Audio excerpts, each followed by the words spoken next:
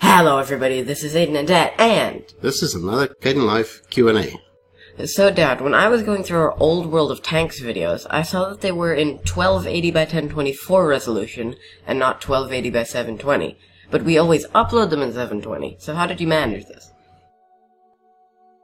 Okay, we first need to talk about resolution. In this case, we're going to talk about 720p, our World of Tank video, and 1080p. You'll see I've listed the World of Tanks video in the middle here. Let's start with 720p. Why is it called 720p? And you'll see that number is the same as the vertical dimension of the video, or the y-axis, which is from year to year, the height of the frame, in other words. The other dimension is horizontal, or the x-axis, and it's 1280 for 720p, and that's from year to year, the width of a frame. The same for 1080p. You'll see the vertical is 1080, the y-axis, and that's again the height of the frame. The other dimension is 1920 pixels, and it's the horizontal, or the x-axis. That's from year to year, the width of the frame. Our video is 1280 by 1024, and notice that the width is the same as the 720p frame, but the height is quite a bit different, or the vertical dimension. Let's also talk about aspect ratio.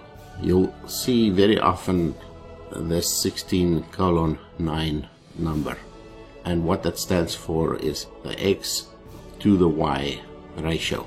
In other words, width to height. So how do we get that from these two numbers? How do they get to 16:9? Now there's a constant rate factor that you have to divide 1280 by to get to 16, and in this case it's 80, and I'll just show you here to test it.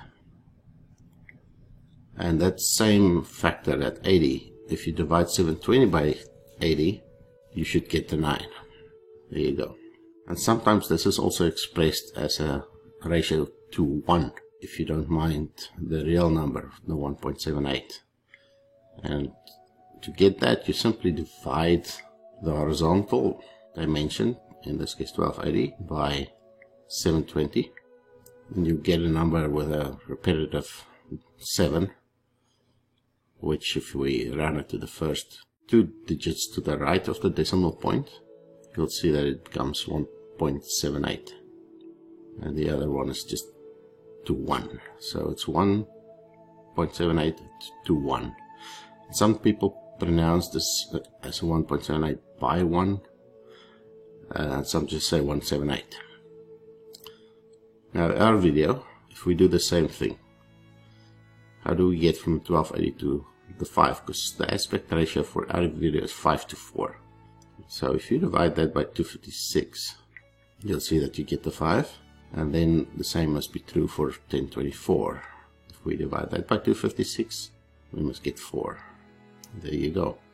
And similarly, if you just want to calculate the ratio to 1, you take the width, 1280, and you divide by 1024, the vertical, or the height, and you get 1.25 to 1 aspect ratio for that video. And you'll see the aspect ratios for the 720p and 1080p is the same, and that's intentional. That's the ratio that YouTube prefers, and we'll just calculate 1920 divided by a fixed of 120 to get 16, and then that must also work. 1080 divided by 120 should give you the 9 as well. So it's a different factor than the 720p, but you'll see that they are the same aspect ratio, these two, the 720 and 1080p.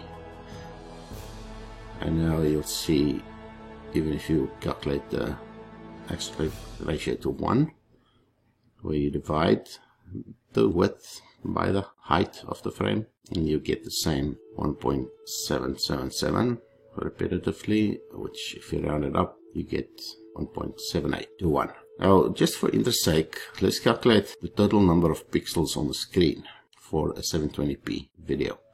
So you just multiply these two numbers. It's just like calculating the area of a square. And so we do 1280 by 720 multiply by, and you get roughly 1 million pixels, just under that. For our World of Tanks video, since the vertical is a little bigger, 1280 by 1024, you'll see that this works out to be roughly 1,300,000 pixels.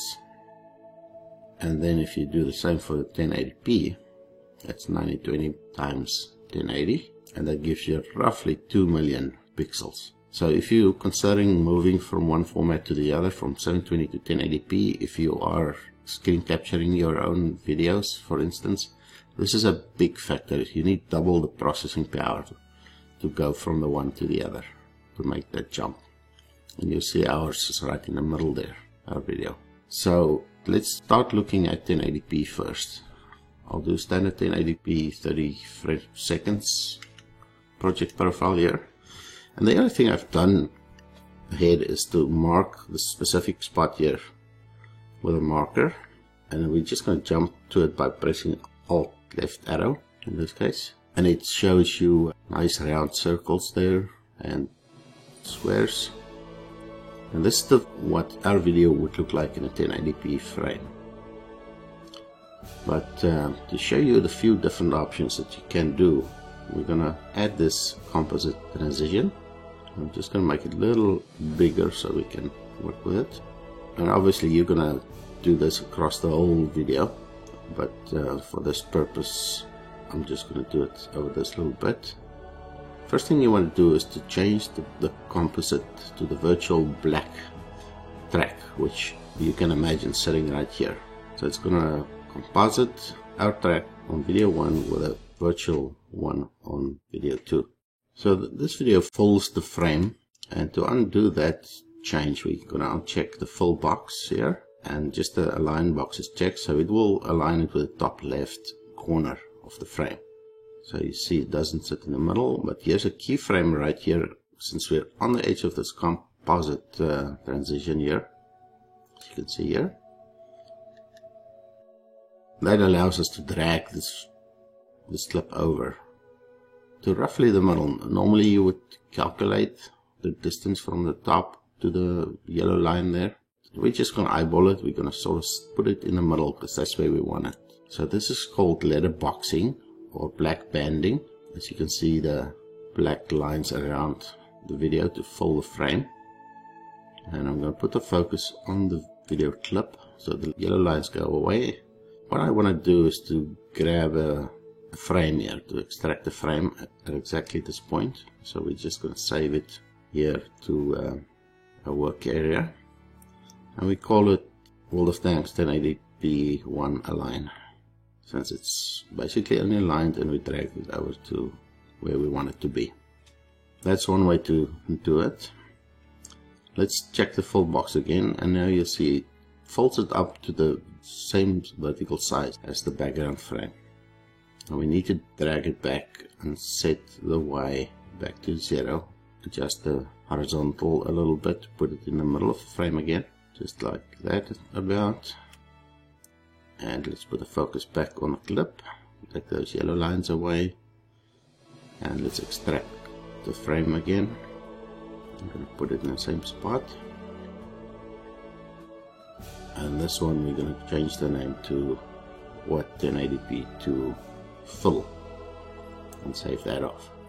And I'm doing this just so we can compare the different ways this look and decide what would be acceptable for us. Lastly, we can check this distort box here, and that's just going to fill it, the whole frame, with the clip.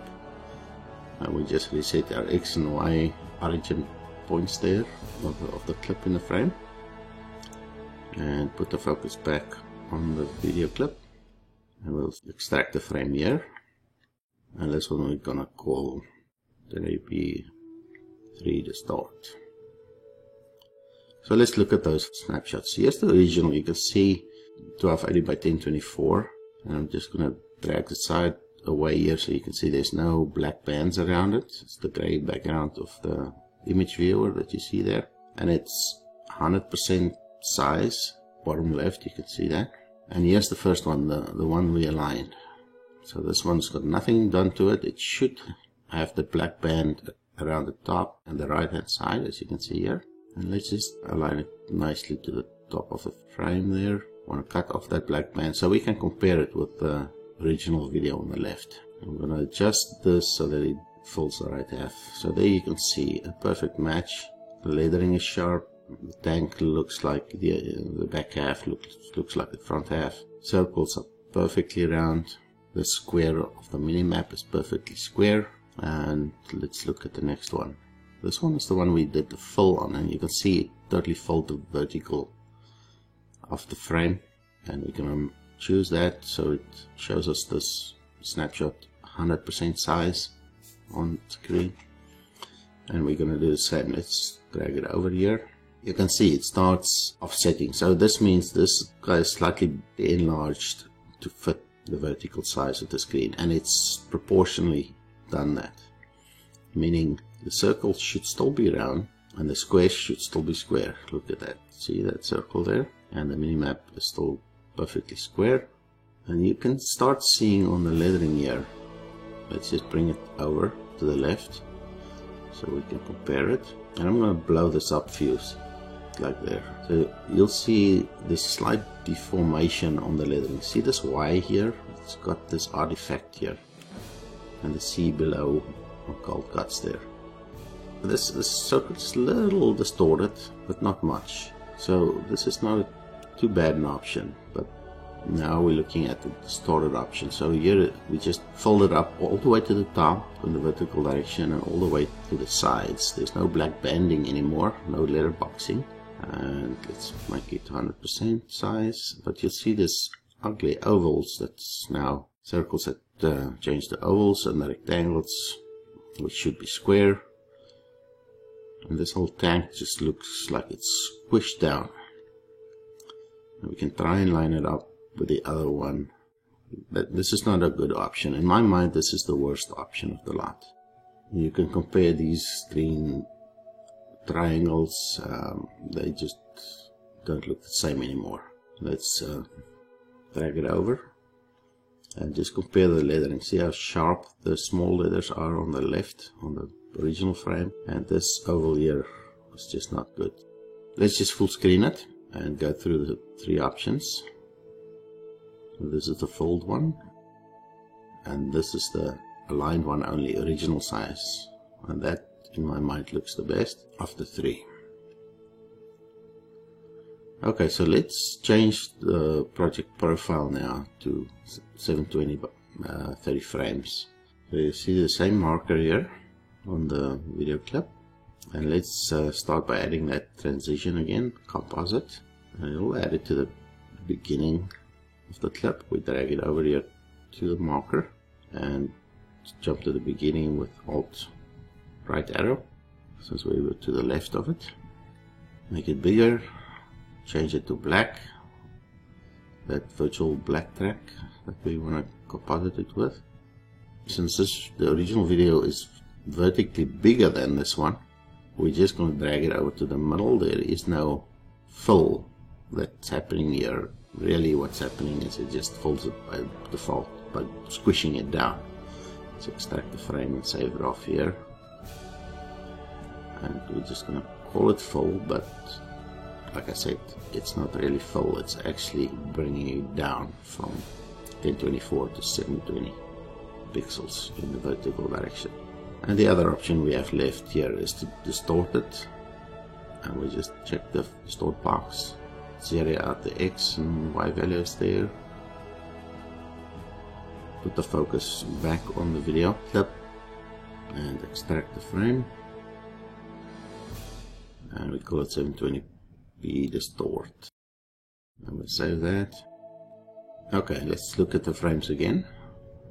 Same thing on the left here, the original, and here's the first one, the fold one, and you'll see down here it's not 100%, so we're gonna do normal size on the image viewer to get it 100%. And of course it will be smaller because this is a 720p frame now versus a much bigger one on the left. You can see you can't even read the font here. The lettering, it's all distorted, although the circles and the squares are perfect. They are not distorted at all. And here's the distort option, where the clip filled the whole frame, and you can see everything is stretched here, but let's just first bump it up to 100% size so we can see it proper full size. And again, same as the distort option on the 1080p, the lettering is maybe a little better, but still it's very distorted compared to the original. So this is not a good option either. You see the radicals are elliptical, oval, and the squares turn into rectangles. So those are your 5 options. There's actually a 6th option, which is what we're going to show you in the next video. So check that out. That's my Frankenstein method, and that's going to require a video of its own. Keep on watching.